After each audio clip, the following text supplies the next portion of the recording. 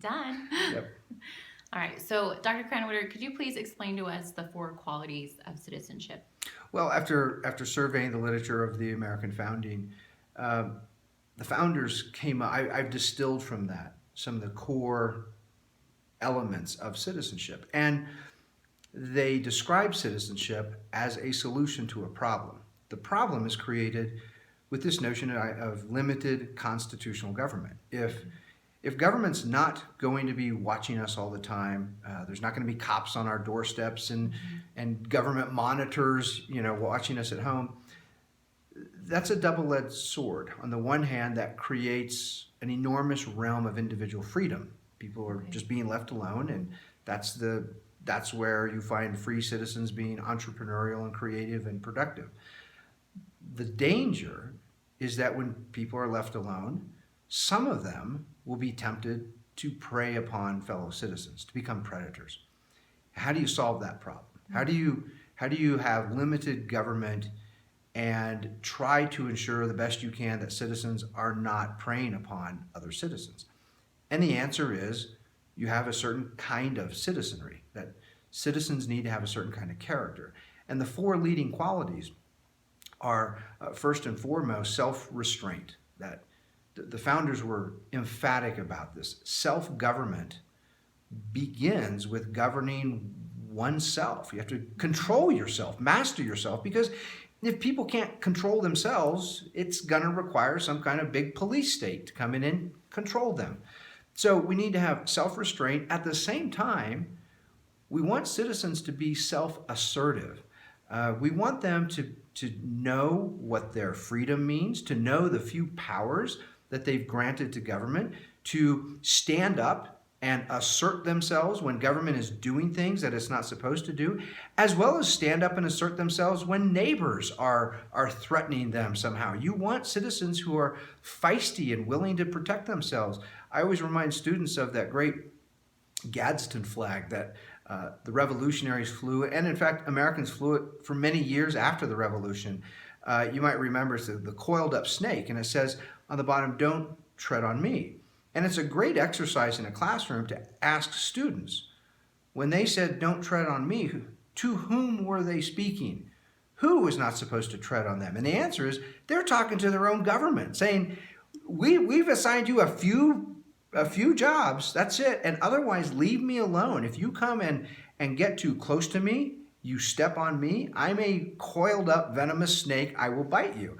And of course, the people who were flying that flag were the same people who just beat the greatest military on the face of the planet, the British Army and Navy, and sent them packing back across the Atlantic. So those early Americans, they were serious about that notion of being self-assertive and protecting themselves and calling out anyone, whether in or out of government, who was threatening their rights, threatening their property.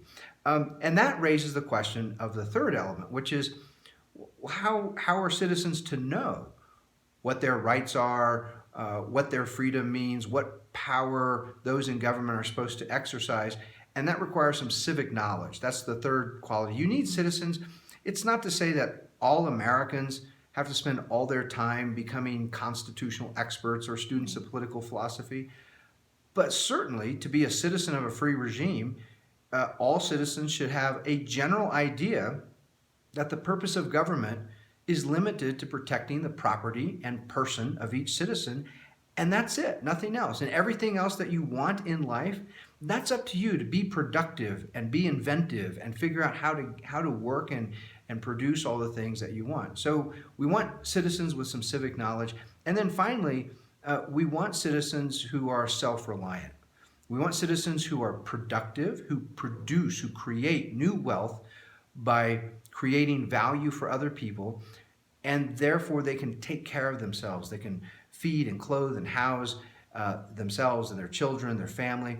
Because when citizens are not self-reliant, when they become dependent and they start to turn to government to supply all those things that life requires, then it's impossible to have a limited constitutional government. A provider government, by definition, has to be a very large government that's micromanaging the economy, that's transferring property from some people to other people, and all of a sudden that becomes impossible.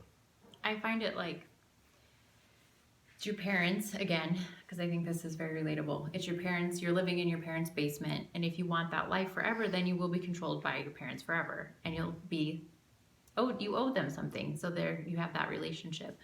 But when you are out on your own and you're being productive and you get to be in charge of your own life, and that's really what we want to see in America happen, really. Become your own person, be responsible for your own self, be educated on what those rights are.